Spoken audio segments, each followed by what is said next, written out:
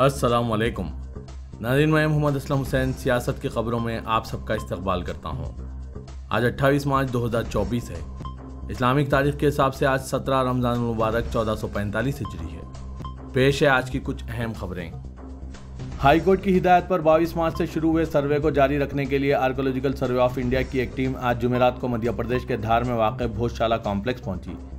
हिंदुओं के लिए भोजशाला कॉम्प्लेक्स देवी वाग देवी सरस्वती के लिए वक्फ एक मंदिर है, जबकि मुसलमानों के लिए यह कमाल मौला मस्जिद की जगह है। 2003 में एक इंतजाम के मुताबिक हिंदू हर मंगल को तुलुए आफ्ताब से गुरूब आफ्ताब तक कॉम्प्लेक्स में पूजा करते हैं, जबकि मुसलमान हर जुम्मे को दोपहर 1 बजे से 3 बजे तक नमाज अदा करते हैं। एएसआई की टीम ने सर्वे के एक हिस्से के तौर पर भोजशाला कॉम्प्लेक्स के अंदर खुदाई भी शुरू कर दी है।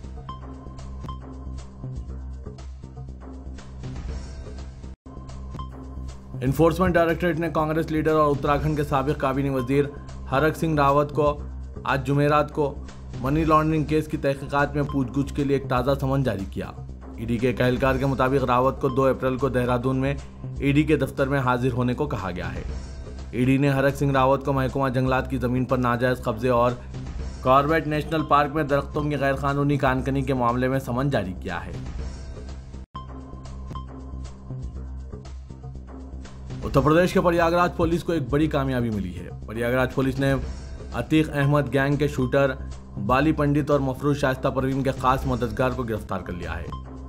बल्ली पंडित एक हिस्ट्री शीटर है और अतीक के जेल जाने के बाद शाइस्ता परवीन के साथ साये की तरह रहता था।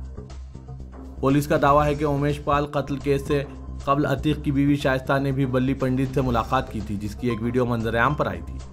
मालूमात के मुताबिक बल्ली पंडित को खुलदाबाद थाने इलाके के चकिया से आज गिरफ्तार किया गया। कत्ल से पहले उमेश पाल शाइस्ता बल्ली के घर भी गई थी। ऐसे में प्रयागराज पुलिस अब मफरूज शाइस्ता परवीन के ताल्लुक से भी बल्ली पंडित से पूछगछ कर रही है। इसके अलावा बल्ली से पूछगछ के बाद पुलिस टीम शाइस्ता के मुमकिन ठिकानों पर भी छापा मारने के लिए तैयारी कर रही है।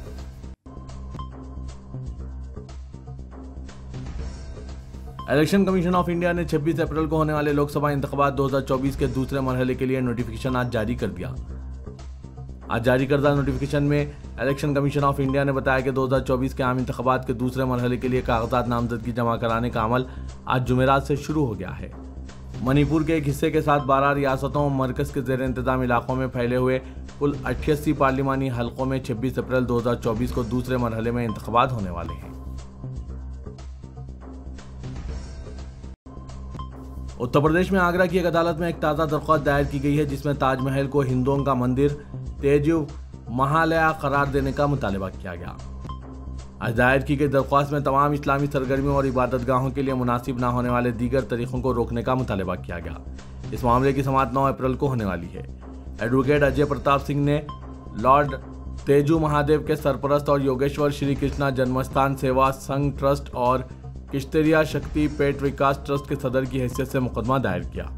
दरख्वास्त गुजार ने अपने दावे की तायीद के लिए मुख्तलिफ तारीखी किताबों का हवाला दिया कि इस ढांचे की एक तारीख है जो ताजमहल के तौर पर पहचाने जाने से पहले की है। ताजमहल को शिव मंदिर करार देने का मुतालबा करते हुए 12 कई अर्जियां दायर की गई है। इनमें से कुछ दरख्वास्तें खारिज कर दी गई है, जबकि दीगर अभी तक ज़ेर इल्तवा हैं।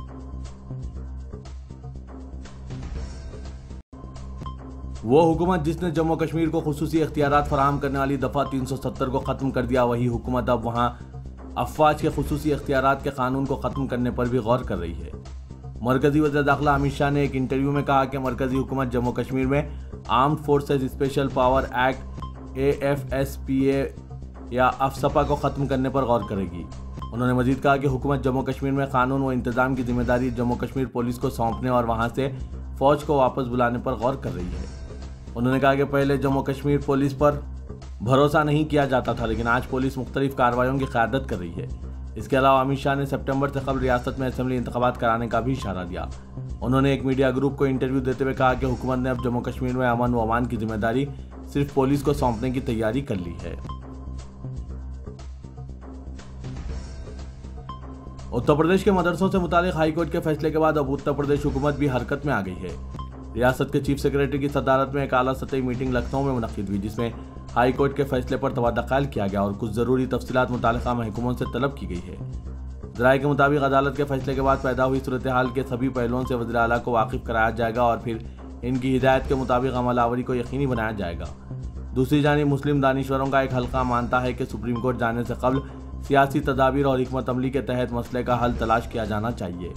हुकूमत को अगर बात शराइत के तहत राजी कर लिया गया तो कानूनी लड़ाई का रास्ता भी आसान हो जाएगा, वरना हुकूमत फिर मामला सुप्रीम कोर्ट में ज़ेर बहस होने का हवाला देकर कोई भी बात मानने से इनकार कर सकती है। इनका ये भी कहना है कि हुकूमत अगर मदरसों के मसाइल पर कोई संजीदा पहल नहीं करती है तो ये बहालत मजबूरी सुप्रीम कोर्ट जाना ज़रूरी है।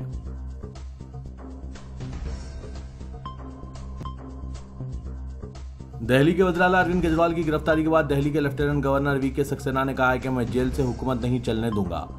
वाज़े के 21 मार्च की रात दिल्ली के वज़ीर आला अरविंद केजरीवाल को ईडी ने दिल्ली शराब पॉलिसी घोटाले के इल्जाम में गिरफ्तार किया था, जिसके बाद वज़ीर आला ने जेल से ही हुकूमत चलाने का ऐलान किया था। मीडिया रिपोर्ट्स के मुताबिक एलजी वीके सक्सेना ने एक प्रोग्राम के दौरान कहा कि मैं दिल्ली के लोगों को यकीन दिलाता हूं कि दिल्ली में हुकूमत जेल से नहीं चलेगी, जिसके बाद से क़यास की जा रही कि दिल्ली में सदर राज नाफिज हो सकता है।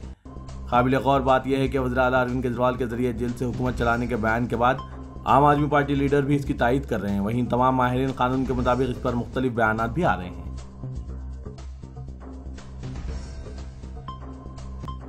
तेलंगाना के वज़ीर आला रेवंत रेड्डी दिल्ली पहुंच गए, जहां वो कांग्रेस की सेंट्रल इलेक्शन कमेटी के इजलास में शरीक है। डिप्टी चीफ मिनिस्टर भट्टी विक्रमार्का और रियासती वजीर उत्तम कुमार रेड्डी भी कमेटी के अरकान के तौर पर शरीक इजलास हैं। कांग्रेस पार्टी ने 2 मरहलों में 9 हल्क़ेजात के लिए पार्टी उम्मीदवारों के नामों का ऐलान कर दिया है, जबकि 8 हल्क़ेजात के उम्मीदवारों को सेंट्रल इलेक्शन कमेटी के इजलास में क़तियत दी जाएगी। खम्मम, भोंगीर, मेदक, करीमनगर, निजामाबाद, आदिलाबाद, वरंगल और हैदराबाद के उम्मीदवारों का आज ऐलान मुतवक्के है। इत्तलात के मुताबिक 8 के मुंजमला 6 हल्क़ेजात के लिए उम्मीदवारों के नामों पर इत्तेफाक राय हो चुका है, जबकि 3 नामों के बारे में उलझन बरकरार है। खम्मम, भोंगीर और निजामाबाद हल्क़ेजात की उम्मीदवारी के लिए कई सीनियर कायदीन ने न सिर्फ अपने नाम पेश किए हैं, बल्कि कई वुज़रा ने भी रिश्तेदारों के नामों की सिफारिश की है।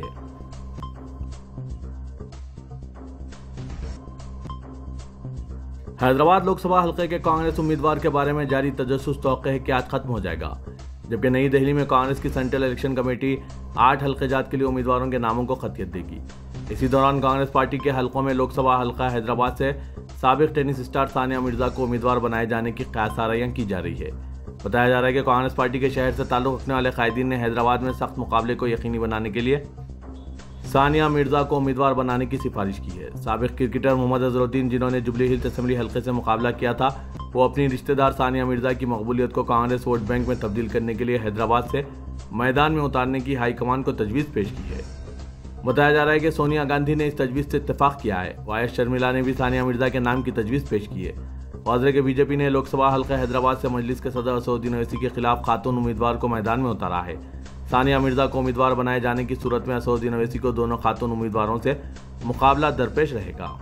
बीजेपी ने शहर के कॉर्पोरेट हॉस्पिटल की सरबराह माधवी लता को उम्मीदवार बनाया है। बीआरएस दौरे हुकूमत में सानिया मिर्जा को रियासत का ब्रांड एम्बेसडर मुकर्रर किया गया था। लोकसभा हल्का हैदराबाद से मुकाबले के बारे में सानिया मिर्जा की जानिब से कोई वजाहत नहीं आई है, ताहम इस सिलसिले में आज पार्टी हाईकमान अपने मौक़िफ़ को वाज़ेह कर देगा।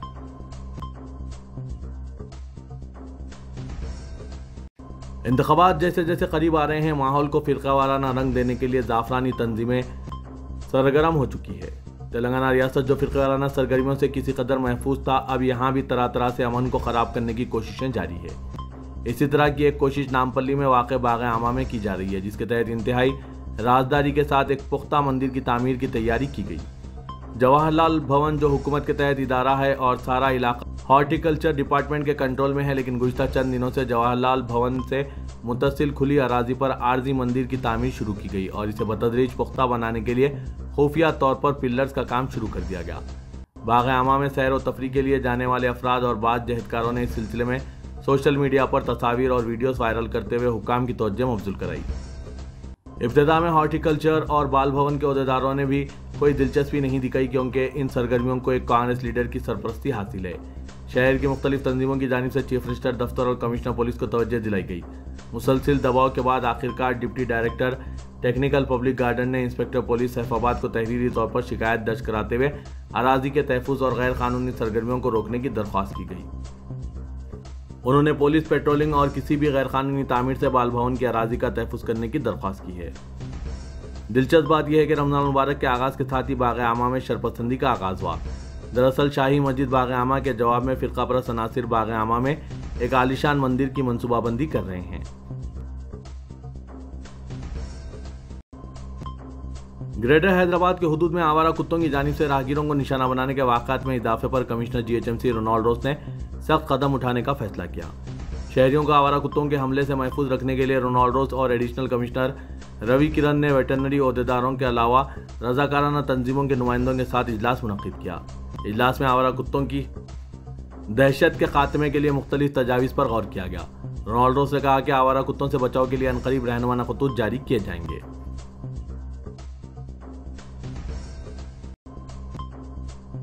रियासत तेलंगाना में गर्मी की शिद्दत में हो रहे इजाफे को देखते हुए महकमा मौसमियात की जानिब से रियासत के बेशतर अजला और दोनों शहरों हैदराबाद और सिकंदराबाद के लिए ऑरेंज अलर्ट जारी कर दिया है और अवाम को मशवरा दिया है कि वो आइंदा 3 दिन के दौरान गर्मी की शिद्दत में हो रहे इजाफे से महफूज रहने के इक़दाम करें, क्योंकि महकमा मौसमियात की जानिब से जारी किए गए इलामिया के मुताबिक रियासत में आइंदा 3 दिन के दौरान 2 से 3 डिग्री सेल्सियस दर्जे हरारत में इजाफा होने के इम्कानात हैं।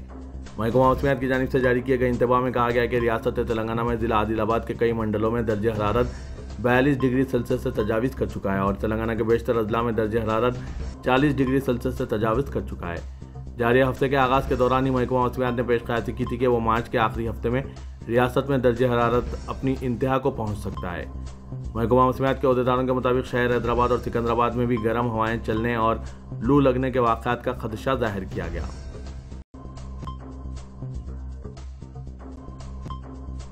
शहर हैदराबाद के मज़ाफ़ात रंगारेड्डी जिले के काटेदन सनती इलाके में वाक़ रवि फूड्स में आज जुमेरात की सुबह ज़बरदस्त आग लग गई। ड्यूक्स ब्रांड के बिस्किट, वेफर्स और कन्फेक्शनरी के पीछे वाक़ कंपनी के मैन्युफैक्चरिंग यूनिट में आग लगने की जगह पर 6 फायर टेंडर्स भेजे गए।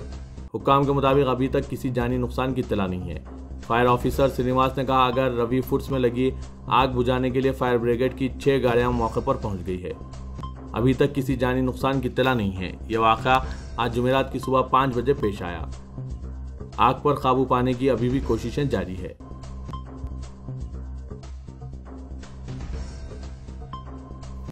शहर हैदराबाद के मज़ाफ़ात चंगीचल्ला में रच्चाकुंडा पुलिस मेटपल्ली में संघ परिवार के आगे बेबस और मजबूर नजर आ रही है।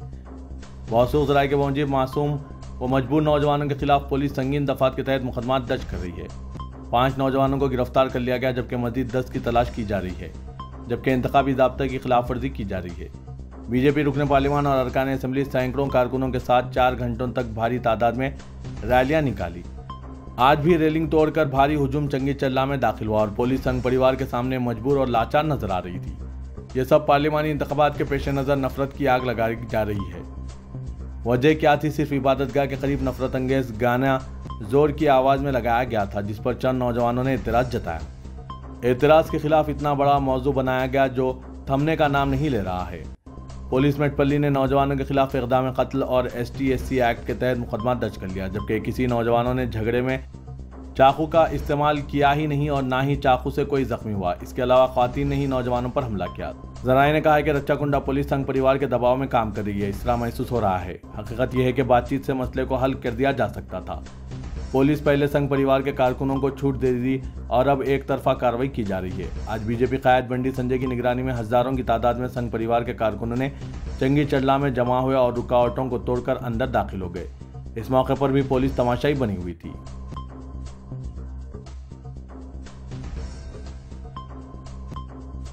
हल्का असेंबली कोड़ंगल के मंडल दोपाल के मौजा कड़रमला में एक इबादतगाह यानी मस्जिद के मीनार को नामालूम शरपसंदों ने शहीद कर दिया। इस वाक़े से मुसलमानों में गम व गुस्से की लहर दौड़ गई। इस वाक़े की इत्तला पूरे जिला विकाराबाद में जंगल की आग की तरह फैल गई। जराये ने बताया कि यह हल्का चीफ मिनिस्टर रेवंत रेड्डी का है। इसके बावजूद यहाँ वक्फे से शरपसंदों की जानिब से फिरक़े वाराना वाक़यात को फैलाया जा रहा है। चंद दिन कबल भी कोसगी में इबादतगाह में गुलाल फेंक दिया गया था। अहम बात यह है कि कांग्रेस की हुकूमत होने के बावजूद संघ परिवार का राज चल रहा है। ताजुब की बात यह है कि पुलिस भी खामोश तमाशाई बनी हुई है। चीफ मिनिस्टर को चाहिए कि इस किस्म के वाक़यात से सख्ती से निपटे। अगर इस तरह के वाक़यात में इजाफा होगा तो मुसलमानों में अदम तहफ़्फ़ुज़ का एहसास पैदा होगा।